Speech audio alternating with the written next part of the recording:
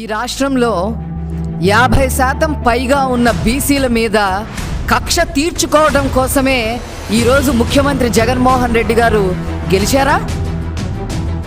TDP BC నాయకుల మీద ఏ రకంగా దాడులు చేశారో చూసాం. వీళ్ళ దాడులు భరించలేక అనేక మంది బీసీ సంబంధించిన నాయకులు ఆత్మహత్య చేసుకున్న పరిస్థితి కూడా చూసాం. చివరికి బీసీలకు కూడా 34% ఉన్న బీసీ రిజర్వేషన్ని కూడా 24%కి తగ్గించేశారు. ఏం పాపం చేశారండి బీసీలు? ఈరోజు రాజకీయంగా కూడా 16,700 మందికి రాజకీయంగా ఎదగకుండా ఉండే విధంగా విధ్వంసానికి నాంది పలికింది ఈ వైసీపీ ప్రభుత్వం. ఒక పక్క బీసీలకి రాజకీయంగా వాళ్ళ ఉనికి కోల్పోయే విధంగా ఆర్డినెన్స్లు పాస్ చేస్తున్నారు, ఎలక్షన్లు పెడుతున్నారు, లీడర్షిప్ ఎదగకుండా చేస్తున్నారు.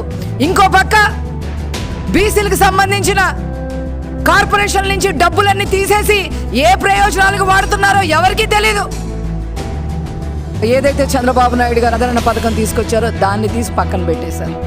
ఇంతకుముందు బీసీ మంత్రులందరినీ కూడా జైలు పాలు చేశారు. ఎందుకంటే ఇంత కక్ష మీకు బీసీలు అంటే బీసీ నాయకులు, బీసీకి సంబంధించిన వాళ్ళు ఎవరైనా చచ్చిపోవటమే కావాలా ఈ ప్రభుత్వానికి?